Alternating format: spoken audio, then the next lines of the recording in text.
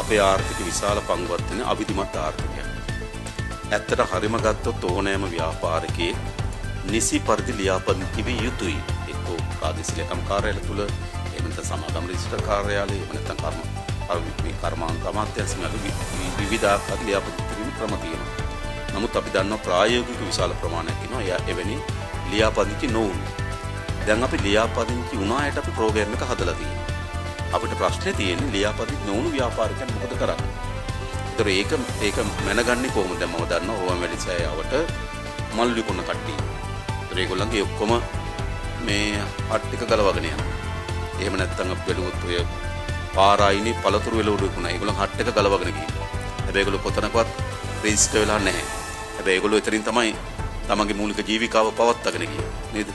ඒ නිසා අපි දිසාපතිතුමාලට දැනුම් දීලා තිබුණා. අපිට තාම මොන මට්ටමේ යෝජනාවක්ද යන්නේ කියලා අපිට කියන්න බෑ. ඒක කොච්චර ප්‍රමාණයක්ද සහ මොනතරම් විවිධත්වයක් තියෙනවද? මාළු ලෑල්ලක් තියාගෙන මාළු විකුණන එකයි නේද? එහෙම නැත්නම් තව පොඩි ස්ථාවර එළවලු විකුණන තැනක් හදාගන්න එක විවිධත්වයක් ගොඩක්.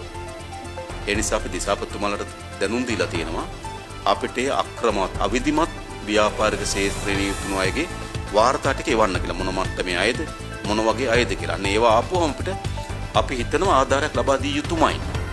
මොකද ඒගොල්ලෝ දෛනිකව ජීවත් වුණේ ඒකෙන්. අද එළවලු විකුණලා අද හාල් ටික ගෙනාවා. අද මල් ටික විකුණලා දරුවට පොතක් කරන් දුන්නා. ඒගොල්ලෝ තමයි ඇත්තට මේ ව්‍යාපාරයේ දෛනිකව තමන්ගේ ජීවිතේ පවත්වාගෙන ගියේ ව්‍යාපාරය. ඒ නිසා ඒගොල්ලන් නැවත ඒක ආරම්භ කරන්න දායකත්වයක් ලබා දී යුතුම. දැන් ඒගොල්ලෝ ආරම්භ කරලා තියෙන්නේ අර මාසේ පොලියට 10ට 20ට සල්ලි අරගෙන තමයි ආරම්භ කරලා තියෙන්නේ. නමුත් එහෙම ඒගොල්ලන්ට ව්‍යාපාර කරන්න බෑ. 10 10 20 පොලියට ගම් වලින් අරගෙන තමයි ව්‍යාපාර ආරම්භ කරලා තියෙන්නේ. හැබැයි අපිට හොඳ දත්ත ටිකක් අවශ්‍යයි. ඒ නිසා අපි දිසාපතිතුමාට දැනුම් දීලා තමයි ඒක ඉක්මනින්ම අපිට තොරතුරු එවන්න යම් සහනයක් ලබා දී යුතුමයි මේ අවිධිමත් ආර්ථිකයට නැවත ආර්ථිකය පටන් ගන්න. රුපියල් මිලියන 25 දක්වා 3%ක උපරිම පොලියට යටත්ව ණය දෙනවට අමතරව ඒකේ ග්‍රේස් පීරියඩ් එකක් තියෙනවා, සහන කාල සීමාවකුත් තියෙනවා මාස 6ක. මේ සඳහා රුපියල් මිලියන 10000ක් වෙන් කරලා තියෙනවා විශේෂයෙන්ම මේ සුළු කිනාටුවේ ආපදාවට පත්වෙච්ච ව්‍යාපාර සඳහා සහනය ලබා දෙන්න. එතකොට ඒක කැටගරිස් 3කින් තියෙනවා අපි පැහැදිලිව බැලුවොත්.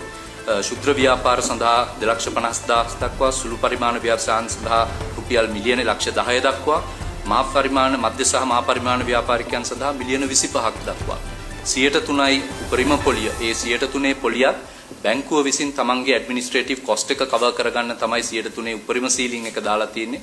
අපේ බලාපොරොත්තුව බැංකුව මේ තියෙන වාතාවරණයත් සැලකිල්ලට අරගෙන ඊටත් වඩා අඩු රේට් එකකට ඔෆර් කරાવી කියලා. මේකේදී කර්මාන්ත ක්ෂේත්‍රයන්ුත් නම් කරලා තිනවා. කෘෂි කාර්මික ක්ෂේත්‍රය, වැවිලි කර්මාන්ත, පශු සම්පත්, දීවර, සංචාරක, නිෂ්පාදන සහ අනෙකුත් සේවා ඇතුළු ආපදාවට බලපෑමට ලක් වූ ඕනෑම ආර්ථික ක්‍රියාකාරකමක් සඳහා මේ මිලියන 25 දක්වා තියෙන ෆැසිලිටි එක ලබා ගන්නට පුළුවන්. ඒක ඒ වෙනුවෙන් තමයි මේ රුපියල් මිලියන 10000ක් දැනටම වෙන් කරලා අවශ්‍ය ප්‍රතිපාදන සූදානම් කරලා තියෙන්නේ.